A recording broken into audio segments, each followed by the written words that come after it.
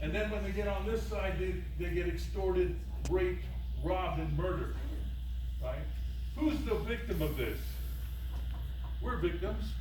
There's taxpayer money and officers getting killed in crime, but the real victims is the Mexicans or the other illegal immigrants who are crossing the border. They're the victims.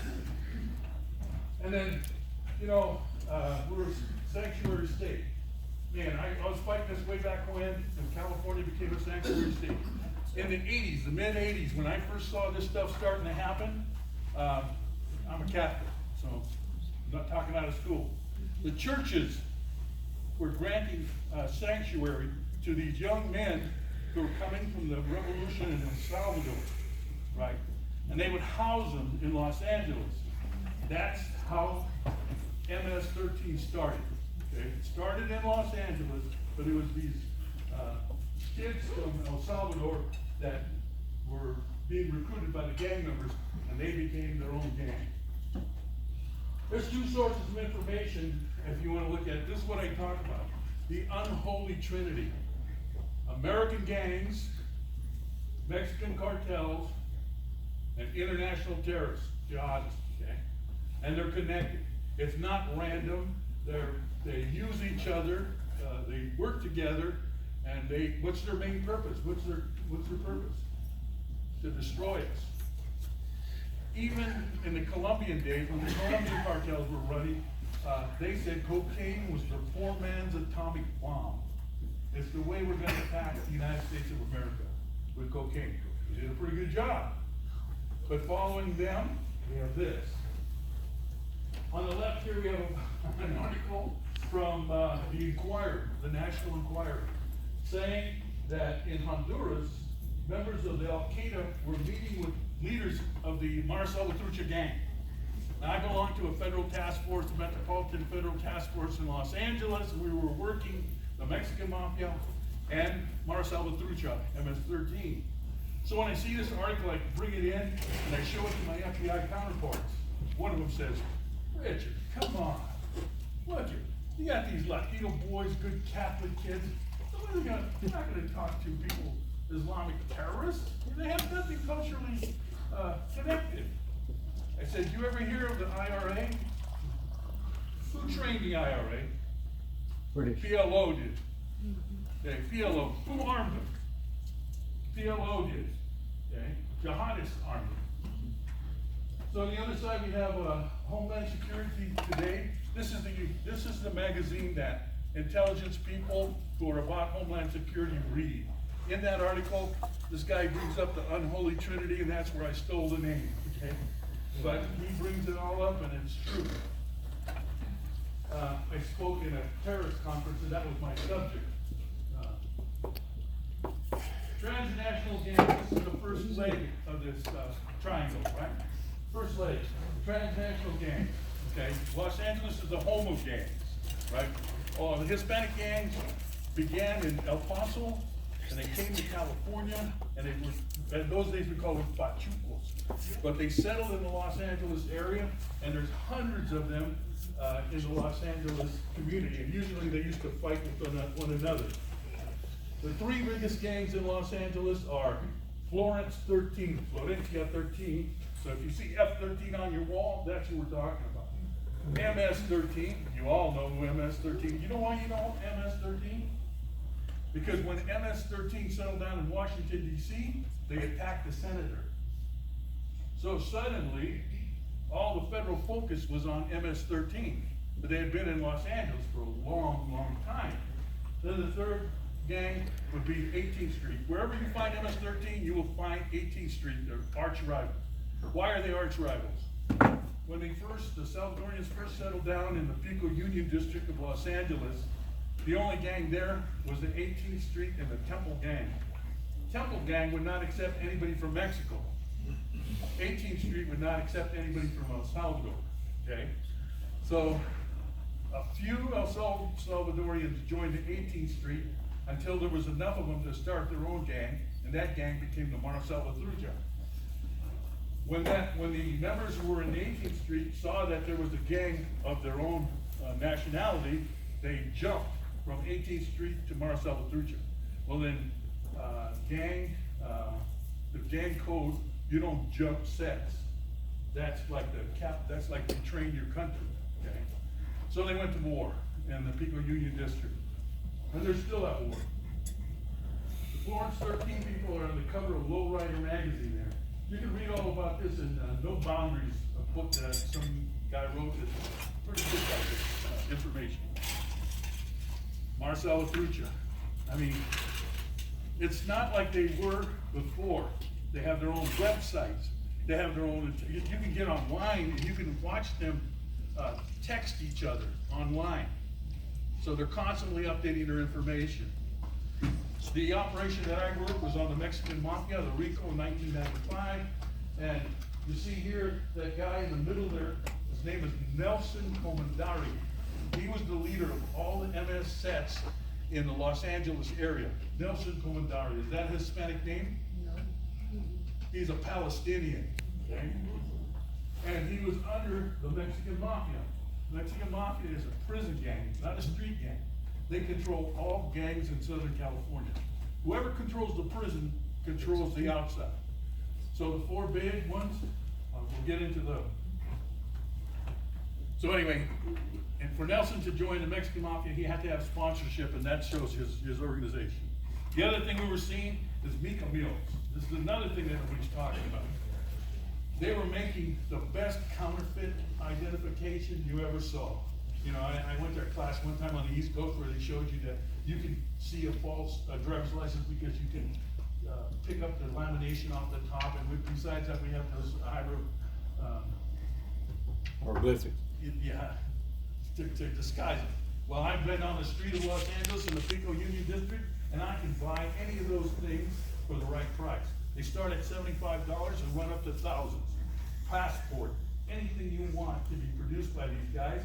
And who taught them? The Chinese. Okay? The Chinese taught them. So they set up these Mica Mills that are being taxed by the prison gangs all throughout Los Angeles. They had our driver's license format, a new one in California, before we did. What does that tell you? Corruption. They had access to the DMV records through the dirty DMV agents. Talk about the Mexican Mafia first.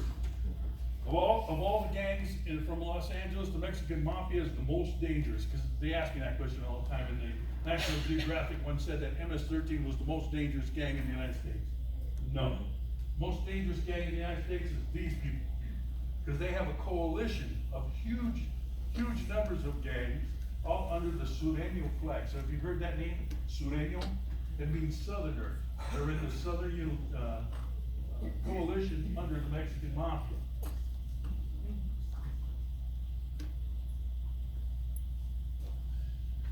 The other dangerous gang is the Aryan Brotherhood. Okay? They are allied to the Mexican Mafia. Okay? They're very powerful, very dangerous. In my experience, that was our target. Mexican Mafia, Aryan Brotherhood, Black Gorilla family. Anyway, we targeted them, and pound for pound, because they have the least number of people in their organization. They don't go for numbers, they go for brutality, okay? And they're crazy. You can't even house them together in the same cell, because one will kill the other like mad dogs, okay? So anyway, they also have connection to the cartels. This is the Texas Aryan Brotherhood and their connection to the Michoacan cartel. The Nuestra Familia and the Black Gorilla family are the other two prison gangs that have some influence. Nuestra Familia is from Northern California, but they spread out through the Southwest and some other parts of the United States. And the Black Gorilla family, that's a real old picture. I worked at DEA, I was a DEA agent, I was an FBI agent, I was a U.S. Marshal on loan from the Sheriff's Department. So, we worked these guys. That was Doc Holliday, and the guy down at the bottom is Ray Browning. You can look those cases up. It was one of the biggest conspiracies in Los Angeles, and we were betrayed by police officers, taking bribes.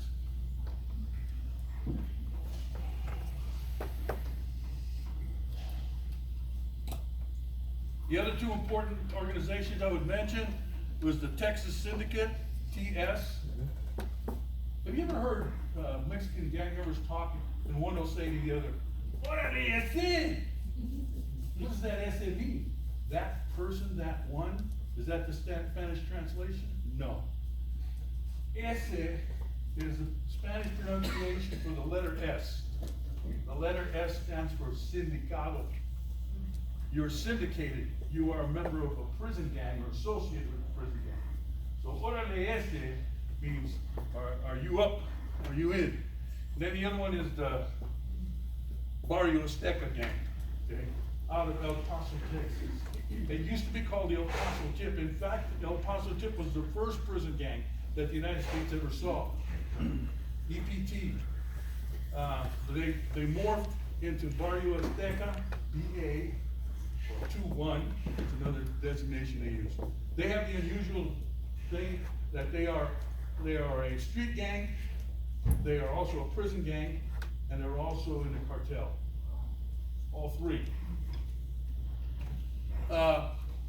Excellent job of going over the importation from China of the necessary chemicals that make up these drugs. Ephedrine. Ephedrine is the precursor for methamphetamine, and it's coming in by the barrel load, okay? So we make it here, they make it there. Now, pot hasn't gone down from Mexico. We just seize less of it because they control all California groves, okay? So they're producing pot from California. They don't have to bring it across the border. Drug tunnels. By the way, you know who showed them how to dig tunnels? PLO. Okay, you can go to Israel, you'll see the exact same construction of these tunnels. Drug routes and the cartels. And you know, of course, we're at the center of this. Oh my God. The money. This is the important part. This is what I fear the most. These cartels control industry of $100 billion. 60% of their income goes for mordida, the bribe, okay? Now they're not spending that $60 billion in Mexico. Guess where they're spending it? They're spending it here. This is Arizona's connection to Chapo. She was a Arizona driver's license issued person and a border crossing card. I think she lived in Nogales. So 60% of the cartel's money goes to bribery. When the medical marijuana thing was going on, I with the FBI went to some cities and we took down the mayor, the chief of police, and the city council of one city, okay? Because they're being paid bribes for this marijuana industry. And who funds it? Who funds this? We do. We do. Our huge appetite for narcotics. I was in El Paso when this happened. They changed this billboard, plata o plomo. You all know what plata o plomo means? Silver or lead. You take our bribe in the form of silver, or you take our lead in the form of bullets. They hung a man in effigy there at the corner of that. And the murders in Mexico are unbelievable. But this bribery system, mordida, it destroys the credibility of our system. So if you can't trust the police, you can't trust the judge, you cannot trust the courts or anything else, any system. You can't trust them because of the mordida. What do you have? You have Mexico. And kidnapping and child sex trafficking. 21st century, somebody else said that. 21st century slavery. You know, we cannot continue to ignore that. That's going on there. They say there are more slaves today than there was during the Civil War. Okay, here's another aspect of it. That's not Mexico. That's Los Angeles, California. That's a boteca, botanica. And it sells religious items. But what religion are they selling? They're selling the patron saints of the Mexican drug cartel. Okay? That's a big deal. Santa Muerte, Jose Valverde. I forgot his name now. and jihadist connection, PLO, Hamas, and Hezbollah. They're all operating on the border. We know that because there's government reports saying that, and there's Senate testimony telling us that. So for us in Los Angeles, this is how we first came across it. That's one of our deputy sheriffs, Yamamoto. He was killed. He was killed by these 3 kids who were firing shots in the garage, and they responded to shots fired call. They deployed like they're supposed to tactically, but instead of seeing some drunk illegal in there shooting his pistol, what he had inside there was a fire team. And they came out of that garage in formation with assaulting the officers, and they killed Yamamoto, including giving him the coup de grace under his vest as they escaped. They were Salvadorians. We eventually caught them. That's me searching their house over there with the SKS. Okay, inside their house, we found dozens of pictures of them in El Salvador in their Revolutionary War regalia. And they knew how to work those SKSs and AK-47s. You can go on the internet and see these Sureño gang members fighting for Syria today. Okay? Sureño, that means Southern California Hispanic gang members fighting for Syria. And over here we have Raza Unida back in the 80s. And who's with them? This is in Lebanon. In the middle of them is Yasser Arafat. And the picture up above them is who? Khomeini. Here's some clues. We got this, see that? And SOA, and that tattoo. The first one there on the left in black and white, one of our deputies picked it up in the booking process. It turned out to be Hezbollah's symbol, and this guy had it tattooed on him. By the way, in Islam, are you allowed to tattoo yourself? No. Sons of Allah, SOA, again. Here, this one here, a little harder to understand. It's a tattoo of Marcel Atrucha, but the writing is in Arabic. Operation Cazando Anguilas. This is the hunting eel, is a translation loosely. As far back as 1988, CIA operatives reported that 3 Lebanese Palestinian members of the Fatah Special Operations Group, FSOG, had been sent to Panama to establish Middle Eastern banking interests. And they use a system that doesn't require paperwork or banks. So that's how Noriega funded a lot of his drug activity. One of the members of this group, that's his name, Hussein al-Yumari, would later be a run a terrorist bomb school in Iraq. In 2003, he was killed by our forces in Iraq. So, the chemicals come from China. The banking interests come from South America through Panama, okay? And it goes to the Middle East, the Middle East banking system. And then we reap the benefits of the drug production and the gangs.